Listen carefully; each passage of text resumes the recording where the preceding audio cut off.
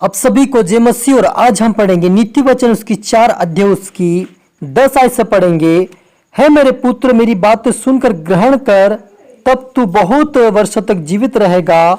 मैंने तुझे बुद्धि का मार्ग बताया है, सीधाई के पथ पर चलाया है। चलने में तुझे रोक टोक ना होगी, और चाहे तू दौड़े तो भी तुझे ठोकर ना खाएगा। हालेलुया। हम प्रार्थना करें। धन्यवाद मेरे परमेश्वर पिता, प्यार प्रभु जी, आज की वचन आपके कलाम से पिता हम हर एक से बातें कर मेरे परमेश्वर पिता।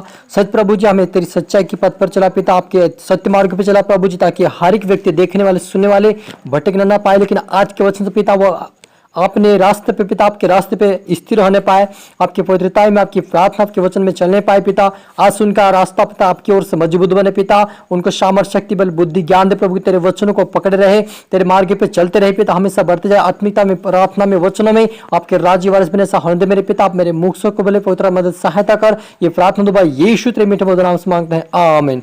तो मेरे अजीजों, यहाँ पर सुलेमान लिखता है, परमेश्वर का वचन कहता है यहाँ पर, सुलेमान, चलने में तुझे रोक टोक ना होगी, और चाहे तू दौड़े तो भी ठोकर ना खाएगा।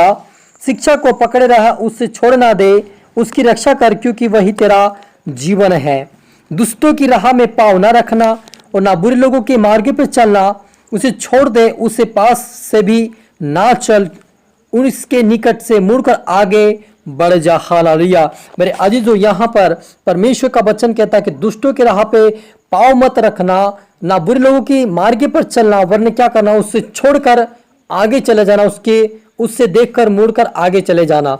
हालेलुया। मेरे अजीजों, यदि आपको आपकी ऐसी संगति हो या कोई ऐसा दोस्त हो जो आपको गलत मार्ग दिखाता हो, गलत राह पे चलाता हो, गलत शिक्षा देता हो, तो ऐसे लोगों से आप मुड़ के आगे चले जाना।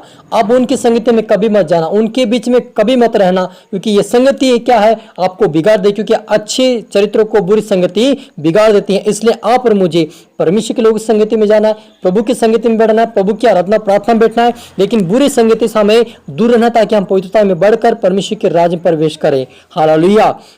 और लिखा है, क्योंकि दुष्ट लोग यदि बुराई ना करे तो उनको नींद नहीं आती, और जब तक वो किसी को ठोकर ना खिलाए तब तक उन्हें नींद नहीं मिलती। हालेलुया। वे तो दुष्ट से कमाई हुई रोटी खाते और उपद्रव के द्वारा पाया हुआ दखमधु पीते हैं, परंतु धर्मियों की चाल उस चमकती हुई ज्योति के समान है, जिसका प्रकाश दोपहर तक अधिक बढ़ता रहता है। दुष्टों का मार्ग घोर अंधकारमय है, वे नहीं जानते कि किस से ठोकर खाते हैं। हे मेरे पुत्र, मेरे वचन ध्यान धर के सुन, और अपना कान मेरी बातों पर लगा। उनको अपनी आंखों की ओट ना होने दे, वरना अपने मन में धारण कर, क्योंकि जिनको वे प्राप्त होती, वे उनके जीवित रहने का और उनके सारे शरीर के चंगा हो रहने का कारण होती है। सबसे अधिक अपने मन की रक्षा कर, क्योंकि जीवन का मूल स्रोत वही है। टेढ़ी बात अपने मुंह से मत बोल, और चालबाजी की बातें करना छोड़ दे और उससे दूर रहे। तेरी आंखें सामने की ही की ओर लगी रहे, और तेरी पलकें आगे की ओर खुली रहे। हालेलुया। मेरा जी, जो यहाँ पर सुलेमान कहता है कि अपने परमेश्वर के वचन पर ध्यान धर के सुन, उसके ऊपर मन लगा, उसकी ओर आंखें लगा, उसके ओर मन लगाकर उसकी ओर ताक कर, उसकी ओर देख और उसकी ओर बढ़ता रहे, उसके मार्ग पे चलता रहे, लेकिन कुमार्ग पर और गलत मार्ग पर नहीं जाना है, और कपटे के मार्ग पे पैर नहीं रखना है। लेकिन क्योंकि जिनके प्राप्त होती वे उनके जीवित रहने का और उनके सारे शरीर चंगा होने का कारण होता है। यदि मेरे अजीजों, यदि हम बुरे मार्ग पे नहीं चलते हैं, बुरा काम नहीं करते हैं, कपटियों के संग नहीं रहते हैं, तो हमें परमेश्वर जीवित रहने का हमें अनुग्रह देता है। क्योंकि हमारा जो जीवन है, हमें दिखाई देता है कि हम अच्छे हैं, लेकिन यदि आत्मिकता में मरे हुए हैं तो परमेश्वर के योग्य नहीं है। हमें आत्मिकता में जीना बहुत जरूरी है, उसके लिए हमें परमेश्वर का वचनों का फॉलो करना, उसका पालन करना हमें बहुत जरूरी है। तभी हम आत्मिकता में जी पाएंगे, और आत्मिक जीवन ही परमेश्वर को दर्शन पाएंगे। हालेलुया।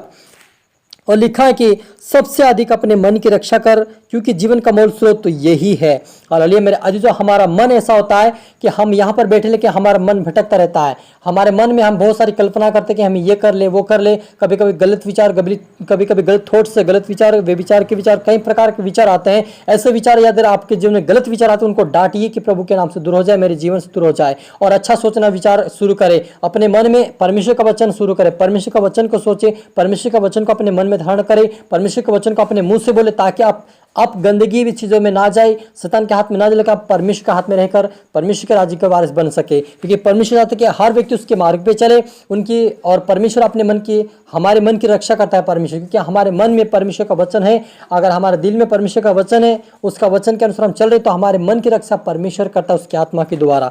हालेलुया। इसलिए आप और मुझे आज से सावधान होना कि परमेश्वर हमें क्या चाहता है। वो चाहता है कि हम दुष्ट के मार्ग पर ना चले, कुमार्ग पर ना चले और बुरी संगति में ना रहे, लेकिन परमेश्वर की संगति में बढ़े, परमेश्वर की प्रार्थना वचन में आपके उसके परमेश्वर की पवित्रता में बढ़े और परमेश्वर के राज्य के वारिस बने। हालेलुया। प्रार्थना करें।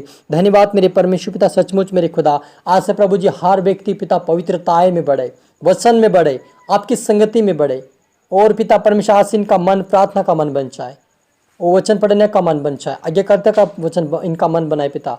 आज से प्रभु इनका शरीर, इनका जीवन पूरी चंगे होकर तेरे मार्ग पे चले पिता। इनको तेरे स्वर्ग राज्य के वारिस बना, आशीष खुदावन इनके द्वारा, इनका परिवार, इनका घर बार, इनका रिश्तेदार बदले प्रभु रीति से, और आपके राज्य के वारिस बने मेरे पिता। सभी को प्रभु तो संभाल, शिक्षा, समझ, बुद्धि, ज्ञान दे, पंखाड़ छुपा ले मेरे पिता।